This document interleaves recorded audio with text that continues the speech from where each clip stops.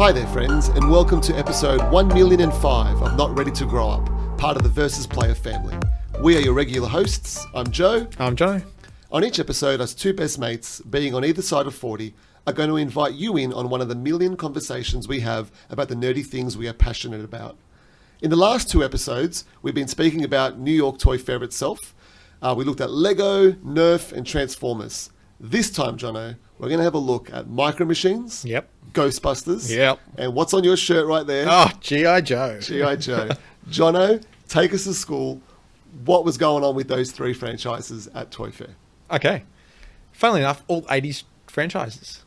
There's a lot of 80s in this mix. I mean, let's be honest, that's where we love it. Let's talk. Exactly. Look at who we are and where exactly. our interests lie. So that's why we're talking about these things, aren't we? A really unique one, though, is Micro Machines. So, Micro Machines was more 90s. Yep. And funnily enough, I was of the age where it was the dark ages. I was out of toy collecting because, you know, you were that age where it wasn't cool. Being the person who's on the other side of 40. But I always appreciated Micro Machines. I remember my neighbour down the street having them. And I've still got a good collection of Micro Machines, and I pull them out for my kids, and they love them. Well, Hasbro's owned the Micro Machine license for a while now. They bought Galoob way back when, and they've done very little with the Micro Machines license. They've pulled it up for a few Star Wars things. Yep. What you can see on screen right now, though, is Super Van City. Now, I don't know if you remember, Joe, but there was a Super Van City back in the 90s. It was white. It actually looked like an RV from, you know, one of those big American motorhomes. Yep. And when it folded open, it looked pretty similar to what you see on screen right now. So it turned into a city that had about 15, 20 zones that you could do different things, like a bank. There was a drag race strip you can see on this one.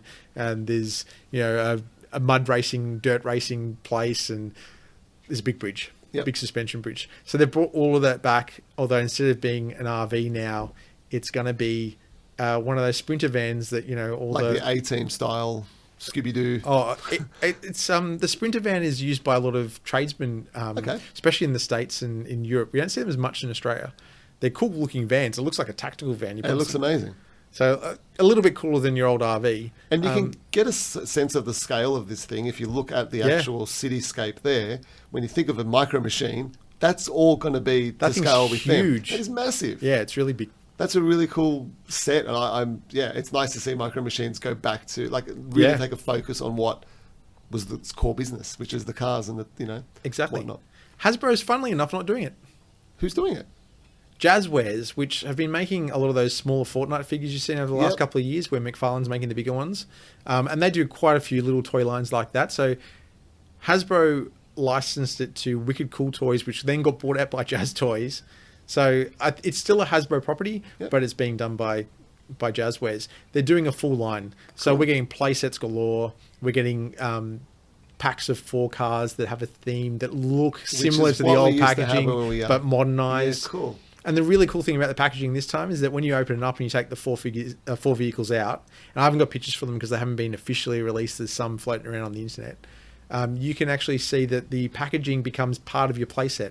It's actually got a background with some buildings that look like they'd fit those vehicles and a bit of road that those vehicles can sit on. So it looks like there's a lot of interconnectivity. I'm really looking forward to seeing how this goes. It may not be something I'll buy myself, but I'm interested and I think it's really cool. Yeah, heaps cool. So jumping back for a second, let's take a look at Ghostbusters. Yeah. Yeah? Absolutely.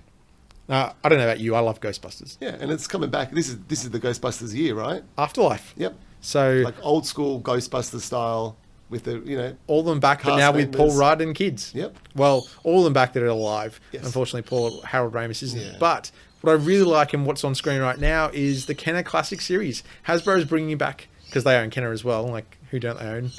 Look out, Mattel. You're probably next. The Kenner Classic Series. So it actually looks like the original packaging, the original toys. It looks exactly like I remember. Did you have any of them? No, but I mean, in terms of the classic Kenner, like the classic Star Wars Kenner, which we've spoken about in a previous episode, that's, Yeah, I had... back to my childhood. Bottom left-hand corner, Winston Zedmore from the real Ghostbusters. I had him because I think I wanted Pete Venkman, but there were none around when I went looking for him, so we got Winston. If I look hard at Mum and Dad's place, he's probably still floating around somewhere there, but I could get a brand new one. On the other side, though, on our right-hand side of the screen is the Plasma series. And that's like equivalent to what, Marvel Legends? Yeah, Star so Wars 6-inch scale. Series. Yep. And just like Marvel Legends, they've got to build a figure. So there are the 4 Ghostbusters, Dana, so Sigourney Weaver's character, and Gozer, the big baddie at the end of the original Ghostbusters movie, are all figures in the set. And if you buy all of them, you get the Hellhound that you see at the bottom. That is awesome. And also, like Marvel Legends, I'm sure people will have fun taking the heads off of like Bill Murray and putting him on Iron Man and things like that. Yes, I didn't even think of that. On the internet. That's really cool. So really awesome. But that's not all they've got for Ghostbusters this year. So they're going full on. And this is funny because Mattel had Ghostbusters previously. So like Halo in our first Toy Fair video, which Mattel had the license to a couple of years ago, and Ghostbusters, Mattel's lost both of them to Hasbro.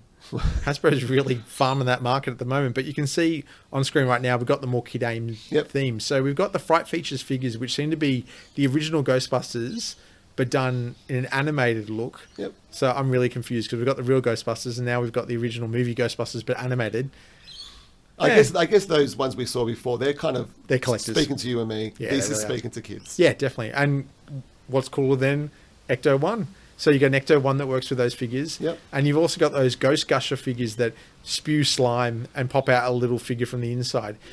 They're not the only ones doing that this year. Yeah. In fact, I haven't got pictures for it, but they're doing it with Venom in the Marvel range. Same sort of thing as the Ghost Gushers you see there, where different Venomized characters spew out Marvel characters in slime and ooze. Slime's so big with kids. That's very smart.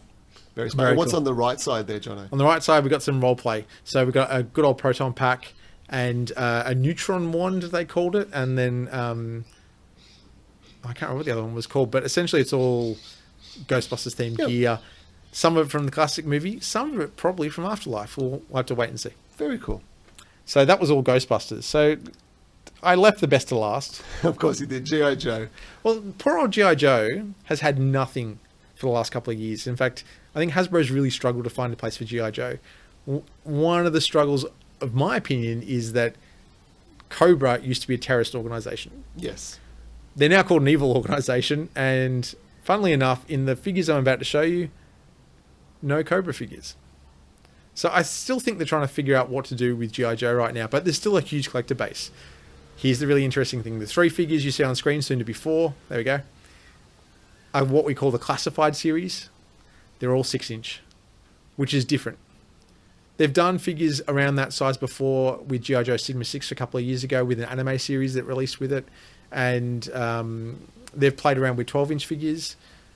But this is the 80s guys with a slight modern update. You can see like Roadblock hasn't got a 50 cal machine gun anymore. He's got a railgun. It looks futuristic stuff. It does. Yep. But their uniforms are really rooted in the 80s uniforms that those 3 characters wore. And you can see Snake Eyes over on the other side is an exclusive figure that comes with a lot more weapons. Those weapons are awesome. Actually, all the weapons you see on the side of the scroll fit on the back of the scroll. That's nice. Yeah. So, funnily enough, Snake Eyes didn't get as much as an update as the other 3. And here's the bit that annoys me. Hasbro is a Hasbro Pulse exclusive. Do you know what Hasbro Pulse is? No idea. Is that some online thing? Yeah.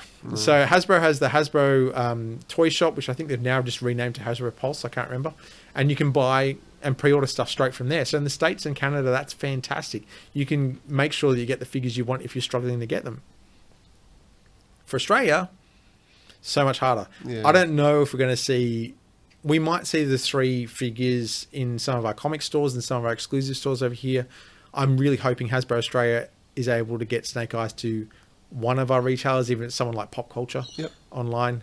I've mentioned Pop Culture a couple of times. We're not sponsored by them, but not sponsored by anybody. I do love the fact that they get some of the stuff that's harder to get. It's really cool. Otherwise, it's importing and it's very expensive. Shipping becomes really painful while shipping from them is nice and cheap. You mentioned before about Snake Eyes hasn't had much of an upgrade, but I would imagine it's such a cool look. Yeah. Like, what are you going to really do? Well, he's got an 80s Uzi that can put a silencer on and off of it.